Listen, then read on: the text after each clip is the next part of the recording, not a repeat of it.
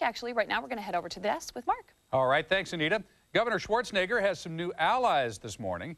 Yesterday, the California Hispanic Chamber of Commerce and the Latino Coalition announced endorsements for his reform agenda. The Latino Coalition is now backing Propositions 74, 75, 76, and 77, while the California Hispanic Chamber of Commerce is supporting Propositions 76 and 77 only. The governor says their endorsements have added momentum to his campaign. All right, let's focus this morning on one particular proposition. That is Proposition 75, and this is the one that would require that unions get written permission from their membership before using union dues on political campaigns. Joining us from the California Teachers Association here in the studio, Tiffany Cooper-Ortega. By phone from Sacramento, the author of Proposition 75, Louis Euler, joins us. Mr. Euler, good morning. Good morning. How are you, Mark? Wonderful.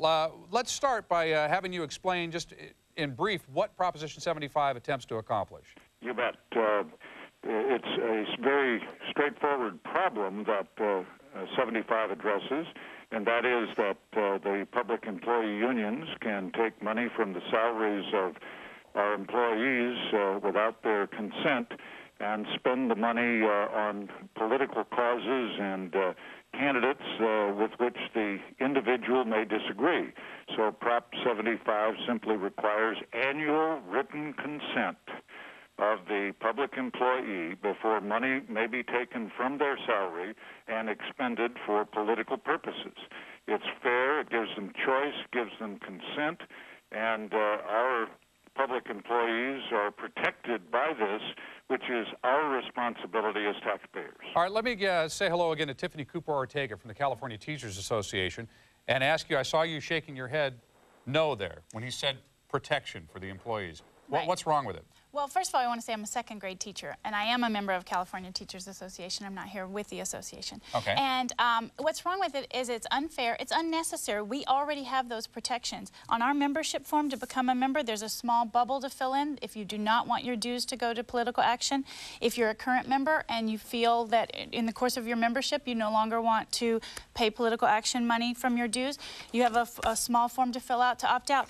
Basic information, sign it, send it in, it's done. So you say that the provision is already there. There's no need for Proposition 75. There is no need for Proposition Mr. 75. Euler? Well, of course, she's just flat wrong. In order for a teacher to get her or his political contribution funds back, they must leave the union and become an agency fee payer under the law.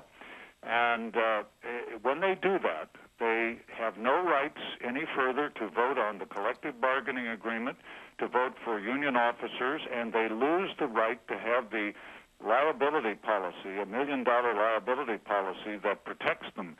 So only a few teachers will opt out under those circumstances. That's not right. That's not fair.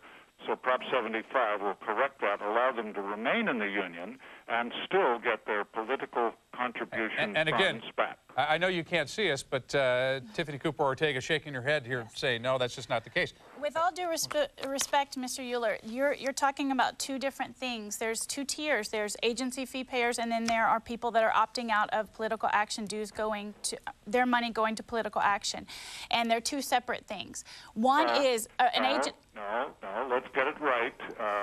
The California Teachers Association, if you want your political money back, you may not remain as a member of that union and get it back. Now, why would CTA be spending $10, $15, $20 million to oppose this measure if, under current law, what you're saying is correct? It is not, and, yeah, that's and the a good reason question. they're fighting it is that they don't want to have teachers have this right to opt out. Got it, Mr. Euler. If it is just a redundant proposition, why is so much money being spent to defeat it? Because it's taking away our right to do this, and it's creating this bureaucracy that we're going to have to fill out paperwork in order to do it, have it recorded, create an agency. You have to fill out the paperwork anyway. Yeah, but now it has to be recorded, has to have a government official record that and say it's okay, and just creates a larger bureaucracy when it does nothing to balance the budget. It's no kind of reform. It's unfair. It's only directed at public unions. So you don't think you need protection from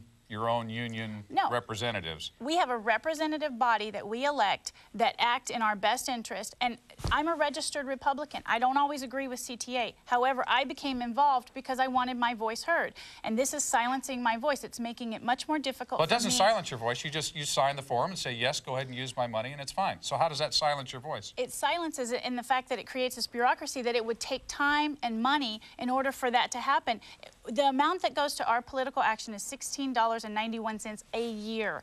So once you fill out mailers, I think that I heard that one time it's $200,000 to send out mailers. So if we don't get these forms back from people and we want to send them out again, we have 335,000 members, I believe it is. So once you send all that out, that's political action money that could have been spent for just causes. All right, Mr. Euler, I give you 10 seconds to wrap it up. Mark, the magnitude of this problem is shown by the amount of money that's at risk with the CTA when they play the political games. Those who opt out get back about $300 for the year. Multiply that by the 335,000 members that she just mentioned, and you have well over $100 million a year of political money that the CTA is utilizing. Those are the stakes now. That's what they're fighting about. Okay, they're not fighting about freedom. I'm going to have to make that the last word. Mr. Euler, thank you so much for joining us. We're going to have to leave it up to the voters to do their homework, to study this and take a good look at it. Again, Mr. Euler, the author of Prop 75, Tiffany Cooper Ortega, a teacher here in California and a member of the California Teachers Association. Thank you. Thanks for joining us. All right, did you know that most people choose their doctor because they just like the name? It's true. Up next, we've got some better